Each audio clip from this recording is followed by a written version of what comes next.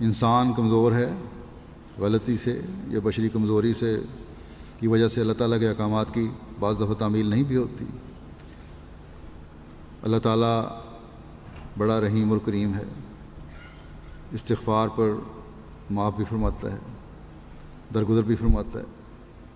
لیکن ایک غلط حرکت کرنا اور پھر اس پر ضد کرنا اور بحث کرنا اور سمجھانے والوں کو برا بھلا کہنا،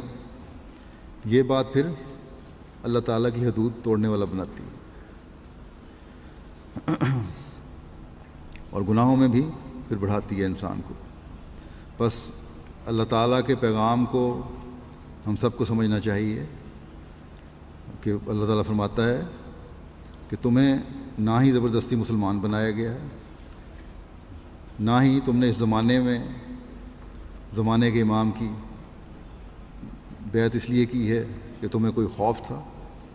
بلکہ اپنی مرضی سے ہی سب کچھ تم نے کیا ہے۔ جب اپنی مرضی سے سب کچھ کیا ہے تو اس نظام کی پھر پابندی کرنی بھی ضروری ہوگی۔ نہ ہی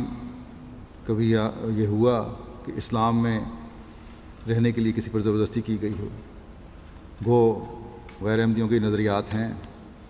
کہ زبردستی اگر وہ اسلام میں کو آ گیا اور جب نکلتا ہے تو مرتد بن گیا اور اس کو قتل کر دو، لیکن کہیں بھی قرآنی تعلیم سے اور حضرت صلی اللہ علیہ وسلم کے اسوے سے یہ ثابت نہیں ہوتا۔ اس زمانے میں ہمیں حضرت مسیح موعود علیہ السلام نے تو مزید کھول کر یہ واضح فرما دیا کہ اسلام میں زبردستی نہیں ہے، لیکن جب تم ایک دفعہ داخل ہو گئے ہو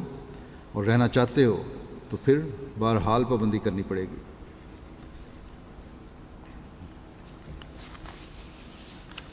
جب تم نے اس دین کو قبول کر لیا جو اللہ تعالیٰ کی طرف لے جانے والا دین ہے، تو پھر اللہ تعالیٰ کے احکامات پر عمل کرو گے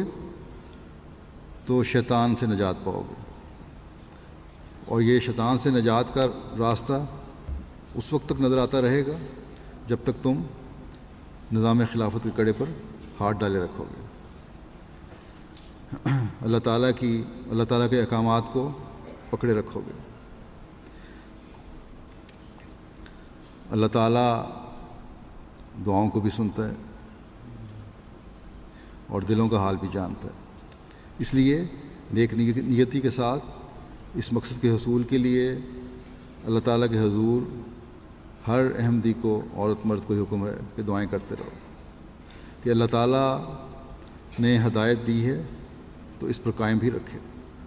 اور شیطانی خیالات کو اللہ تعالیٰ مجھ پر حاوی نہ ہونے دے۔ اگر یہ سب کچھ ہوگا تو